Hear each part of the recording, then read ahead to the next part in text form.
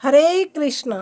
श्री भगवान कहते हैं, अपने चित्त को सबसे पहले मुझ में स्थिर करो और सारी बुद्धि मुझ में लगाओ। इस प्रकार निसंदेह आप मुझ में वास करोगे। स्वयं भगवान श्री कृष्ण कहते हैं कि सारा चित्त, सारी बुद्धि आप मुझ में लगाओगे तो मैं जरूर आपके हृदय में वास करूंगा। ऐसे स्वयं भगवान श्री कृष्ण भगवत गीता में कहते हैं। इस्कॉन में ऐसा भी कहा जाता है, जब कभी हम देवी देवताओं के मंदिर में जाते हैं तो हमने श्रद्धा से देवी देवताओं को प्रणाम करना चाहिए, देवी देवताओं का सम्मान करना चाहिए। कभी भी देवी देवताओं को नीचा नहीं दिखाना चाहिए। हमारे लिए देवी देवता भी सम्माननीय है। वैष्णव नाम यथा शंभु। श्री भगवान शिव भी महान वैष्णव है। हमें हमेशा देवी देवताओं का सम्मान करना चाहिए, उनका आदर करना चाहिए और उन्हें सम्मान से प्रणाम करना चाहिए। इसलिए हमने देवी देवताओं से भी प्रार्थना करनी चाहिए कि आप हमको आशीर्वाद प्रदान करें कि हम भगवान श्री कृष्ण के श्री चरण कमल के भक्ति के तरफ आगे बढ़े। इसलिए आप हमें आशीर्वाद प्रदान करें। ऐसी हमने देवी देवताओं से प्रार्थना भी करनी चाहिए। कभी भी देवी देवताओं को अश्रद्धा के भाव से नहीं देखना चाहिए। हम पहले कभी नहीं जानते थे कि भगवान श्री कृष्ण परम परमात्मा परमेश्वर है। जब हम इस्कॉन से जुड़े तभी हमें समझ में आया महान आचार्य गण के द्वारा कि भगवान श्री कृष्ण है और हम आत्मा है और भगवान स्वयं भगवान श्री कृष्ण है और हमारा कार्य है भगवान की हमेशा सदा ही सेवा करना।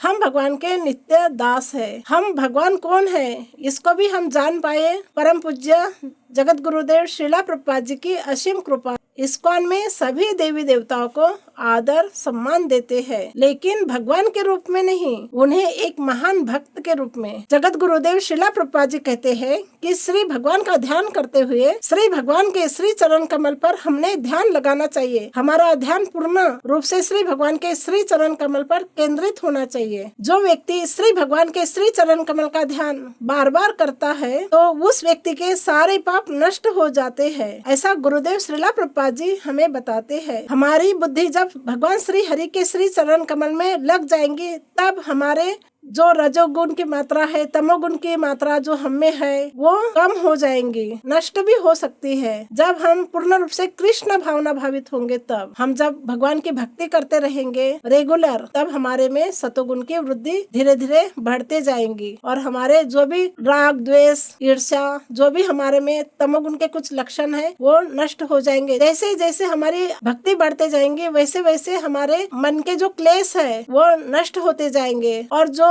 रजोगुण का भी भाव हमारा मन का धीरे धीरे कम होगा जब हम भगवान की भक्ति सततम करते रहेंगे। जैसे रजोगुण की मात्रा जब हम भक्ति में लगे रहेंगे तो रजोगुण की मात्रा धीरे धीरे कम होगी। जैसे कि हमारा जो भी आसक्ति बनी हुई है हमारे शरीर के प्रति, हमारे जो भी धन है उसके प्रति, जो भी हम जीवन में कुछ प्राप्त करना चाहते हैं उसके प्रति, जो हमारे ये आधुनिक जीवन में व्यक्ति बहुत कुछ जीवन में आगे ही बढ़ना चाहता है, कुछ तरक्की करना चाहता है, कुछ नाम कमाना चाहता है, तो ये भी मात्रा धीरे धीरे कम होंगी जब हमने क्या भगवान श्री हरि की भक्ति करते रहेंगे और यही भाव हमारा सतोगुण में परिवर्तित हो जाएगा। जैसे जैसे हम भक्ति में आगे बढ़ेंगे वैसे वैसे हमारा आध्यात्मिकता के तरफ ध्यान आकर्षित होगा, भगवान के श्री चरण कमल के भक्ति के तरफ हमारा ध्यान आकर्षित होगा और हमारी आसक्ति धीरे धीरे कम होते जाएंगी और हमारे मन में ये भी भाव जागृत होगा कि जो भी हमारे पास भगवान की असीम कृपा से हमें प्राप्त हुआ है धन के रूप में या परिवार के जो भी सदस्य है उनके प्रति जो भी हमारी आसक्ति है वो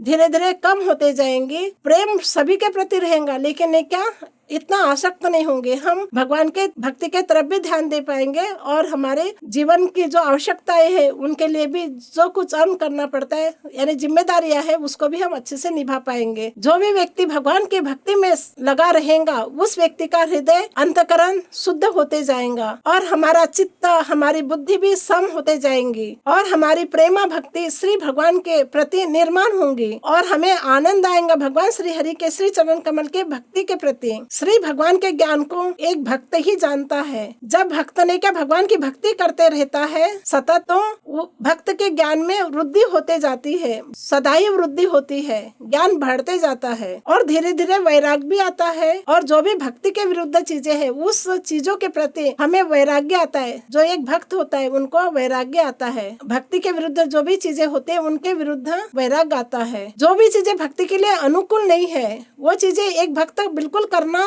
नहीं चाहता है और पसंद भी नहीं करता है वो चीजें, वो कार्य करने के लिए। एक भक्त हमेशा ने क्या भगवान श्री कृष्ण को केंद्र में रखा है और भगवान श्री कृष्ण को ही सेंटर में रख के भगवान श्री कृष्ण को जो भी कार्य पसंद है वो कार्य करने की कोशिश करता है हमेशा, ताकि भगवान श्री कृष्ण भगवान श्री हरि प्रसन्न हो। सदा ही एक भक्त चाहता कि भगवान श्री हरि मुझसे प्रसन्न रहे और भक्त के मन में ये भाव जागृत होता है कि मैं सदा ही मेरे प्यारे भगवान श्री कृष्ण के लिए खुशी देने वाले ही कार्य करूं। ऐसा एक भक्त अपने हृदय से सोचता है। श्री भगवान कपिल देव भगवान के श्री चरण कमल के बारे में बताते हैं। कपिल देव कहते हैं, हमने सदैव भगवान श्री कृष्ण के श्री चरण कमल का चिंतन करना चाहिए, भगवान की भक्ति करना चाहिए और हमारा ध्यान भी भगवान के श्री चरण कमल के भक्ति में ही लगा रहना चाहिए सदैव। ऐसे भगवान कपिल देव बताते हैं, हमें मार्गदर्शन करते हैं। इस भौतिक जगत में रहकर भी हम हमारे जीवन का उद्धार कर सकते हैं। हम जब भक्ति के मार्ग को अपनाएंगे, आध्यात्मिक जगत में के प्रति हम रुचि रखेंगे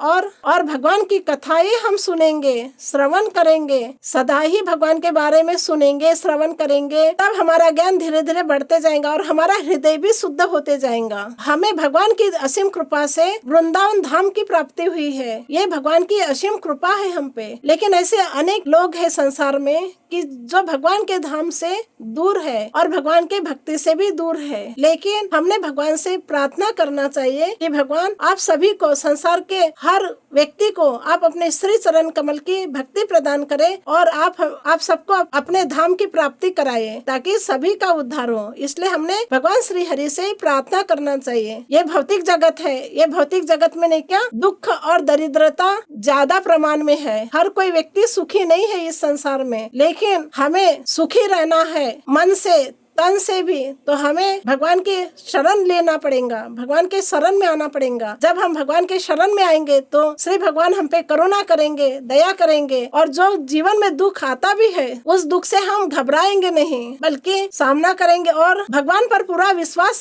रखेंगे कि जो भी हमारे जीवन में दुख आ रहा है, सुख आ रहा है, वो हमारे कर्मों के अनुसार आ रहा है। लेकिन जब दुख आता है और हम भगवान श्री हरि की भक्ति करते हैं तो हमारे दुख भी धीरे धीरे कम हो जाएंगे और हमें एक धैर्य भी निर्माण होगा और हमारा आत्मविश्वास भी बढ़ेगा। श्री चरण कमल के भक्ति से कभी दूर नहीं होंगे, ऐसा हमने दृढ़ संकल्प करना चाहिए। हम भगवान की असीम कृपा से ही भक्ति कर पाएंगे।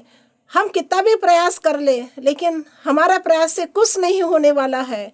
जब भगवान की असीम कृपा होती है तभी हम भक्ति कर पाते हैं और अनंत जन्मों के पुण्य फलित होते हैं, तब भगवान के धाम का वास प्राप्त होता है। सौभाग्य से हमें वृंदावन धाम में रहने को मिल रहा है, तो हमें भगवान श्री हरि की भक्ति सदा ही करते रहना है और भक्ति ही हमारे आत्मा का उद्धार करेगा और हमारे आत्मा को भक्ति ही प्रिय है। इतना सुंदर हमें मानव जीवन दिया है भगवान ने, तो हमें श्री भगवान का शुक्रिया करना चाहिए। भगवान का बारंबार हमने शुक्रिया करना चाहिए कि आपने हमें भगवान इतना सुंदर मानव जन्म दिया है, तो आप हमें आपके श्री चरण कमल की भक्ति दीजिए।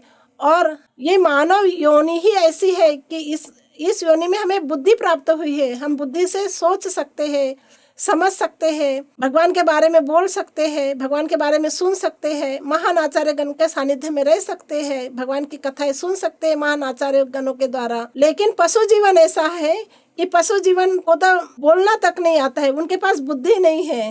वो समझ सकते हैं, दुख सुख को महसूस कर सकते हैं, लेकिन वो बोल नहीं सकते हैं, अपनी भावनाएं व्यक्त नहीं कर सकते हैं। लेकिन हमें भगवान का शुक्रिया करना है कि भगवान आपने इतना सुंदर हमें मानव जीवन दिया है, तो भगवान आप हमें आपके श्री चरण कमल की भक्ति प्रदान कीजिए और आपके श्री चरण कमल से कभी आप हमें दूर मत कीजिए। हरे कृष्ण।